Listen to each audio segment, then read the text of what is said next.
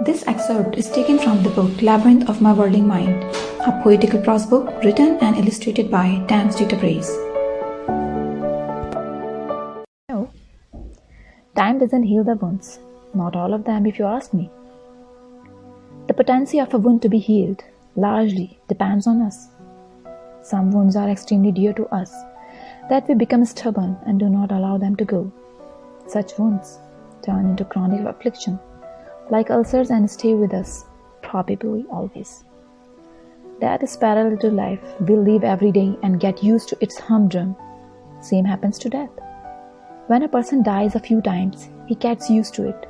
One cannot weep the same over broken love relationships, distant friends, and other losses. But the very first trauma seldom leaves the roots of heart, and a simplistic tinge of remembrance can cause agony, as first experiences are rooted in the bones. Lost loves and incomplete encounters are not ordinary phenomena that start and end in a usual manner. Rather, such broken links, like a curse, lingered constantly throughout all the years of the lives of affected. Affected build a life around their losses. They build skyscrapers around to conceal the murkiness of the void caused by broken hearts. Though the voids are focal point of the facade, and the pit of unfulfillment can be seen from every angle. Blessed are the mature people who know the knacks of segregation. In mornings, they join the professional rut. Noons are allocated for lunches and other similar humdrums. Evenings come with myriads of domestic, social, and other functionalities. And in the darkness of night, such mature and serene people get a way to contemplate and celebrate the pain and loss. The veil of darkness allows them to assess the balance sheet of cordial losses and gains. And this segment, relatively allocated with less time and more limitations, as such mature people do not have forever to mourn. They just need to reconcile with themselves and adjust the balance sheet through window dressing, because it will be better if stakeholders know nothing or little about the net losses and liabilities. This excerpt is taken from the book Labyrinth of My Whirling Mind, a poetical prose book written and illustrated by Tams Ditapraise. No, time doesn't heal the wounds. Not all of them, if you ask me. The potency of a wound to be healed largely depends on us. Some wounds are extremely dear to us, that we become stubborn and do not allow them to go. Such wounds turn into chronic affliction, like ulcers, and stay with us, probably always. Death is parallel to life. We live every day and get used to its humdrum. Same happens to death. When a person dies a few times, he gets used to it. One cannot weep the same over broken love relationships, distant friends, and other losses. But the very first trauma seldom leaves the roots of heart, and a simplistic tinge of remembrance can cause agony, as first experiences are rooted in the bones. Lost loves and incomplete encounters are not ordinary phenomena that start and end in a usual manner. Rather, such broken links, like a curse, lingered constantly throughout all the years of the lives of affected. Affected build a life around their losses. They build skyscrapers around to conceal the murkiness of the void caused by broken hearts. Though the voids are focal point of the facade, and the pit of unfulfillment can be seen from every angle. Blessed are the mature people who know the knacks of segregation. In mornings, they join the professional rut. Noons are allocated for lunches and other similar humdrums. Evenings come with myriads of domestic, social, and other functionalities. And in the darkness of night, such mature and serene people get a way to contemplate and celebrate the pain and loss. The veil of darkness allows them to assess the balance sheet of cordial losses and gains. And this segment, relatively allocated with less time and more limitations, as such mature people do not have forever to mourn. They just need to reconcile with themselves and adjust the balance sheet through window dressing, because it will be better if stakeholders know nothing or little about the net losses and liabilities. This excerpt is taken from the book Labyrinth of My Whirling Mind, a poetical prose book written and illustrated by Tams Ditapraise. Time doesn't heal the wounds, not all of them if you ask me. The potency of a wound to be healed largely depends on us. Some wounds are extremely dear to us that we become stubborn and do not allow them to go. Such wounds turn into chronic affliction, like ulcers, and stay with us, probably always. That is parallel to life. We live every day and get used to its humdrum. Same happens to death. When a person dies a few times, he gets used to it.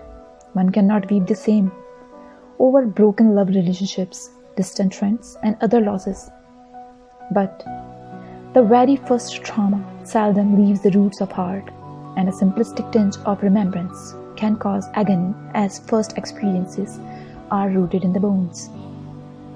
Lost loves and incomplete encounters are not ordinary phenomena that start and end in a usual manner. Rather, such broken links, like a curse, lingered constantly throughout all the years of the lives of affected.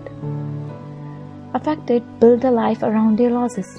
They build skyscrapers around to conceal the murkiness of the void caused by broken hearts. Though the voids are focal point of the facade, and the pit of unfulfillment can be seen from every angle. Blessed are the mature people who know the knacks of segregation. In mornings, they join the professional rut. Noons are allocated for lunches and other similar humdrums. Evenings come with myriads of domestic, social, and other functionalities. And in the darkness of night, such mature and serene people get a way to contemplate and celebrate the pain and loss. The veil of darkness allows them to assess the balance sheet of cordial losses and gains. And this segment, relatively allocated with less time and more limitations, as such mature people do not have forever to mourn. They just need to reconcile with themselves and adjust the balance sheet through window dressing, because it will be better if stakeholders know nothing or little about the net losses and liabilities. This excerpt is taken from the book Labyrinth of My Whirling Mind, a poetical prose book written and illustrated by Tams Dita Praise. No, time doesn't heal the wounds, not all of them if you ask me. The potency of a wound to be healed largely depends on us. Some wounds are extremely dear to us that we become stubborn and do not allow them to go. Such wounds turn into chronic affliction, like ulcers, and stay with us, probably always. That is parallel to life. We live every day and get used to its humdrum. Same happens to death. When a person dies a few times, he gets used to it. One cannot weep the same over broken love relationships, distant friends, and other losses. But the very first trauma seldom leaves the roots of heart, and a simplistic tinge of remembrance can cause agony, as first experiences are rooted in the bones. Lost loves and incomplete encounters are not ordinary phenomena that start and end in a usual manner. Rather, such broken links, like a curse, lingered constantly throughout all the years of the lives of affected. Affected build a life around their losses. They build skyscrapers around to conceal the murkiness of the void caused by broken hearts. Though the voids are focal point of the facade, and the pit of unfulfillment can be seen from every angle. Blessed are the mature people who know the knacks of segregation. In mornings, they join the professional rut. Noons are allocated for lunches and other similar humdrums. Evenings come with myriads of domestic, social, and other functionalities. And in the darkness of night, such mature and serene people get a way to contemplate and celebrate the pain and loss. The veil of darkness allows them to assess the balance sheet of cordial losses and gains. And this segment, relatively allocated with less time and more limitations, as such mature people do not have forever to mourn. They just need to reconcile with themselves and adjust the balance sheet through window dressing, because it will be better if stakeholders know nothing or little about the net losses and liabilities.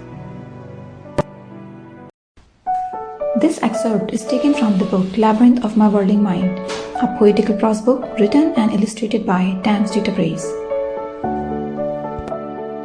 No, time doesn't heal the wounds,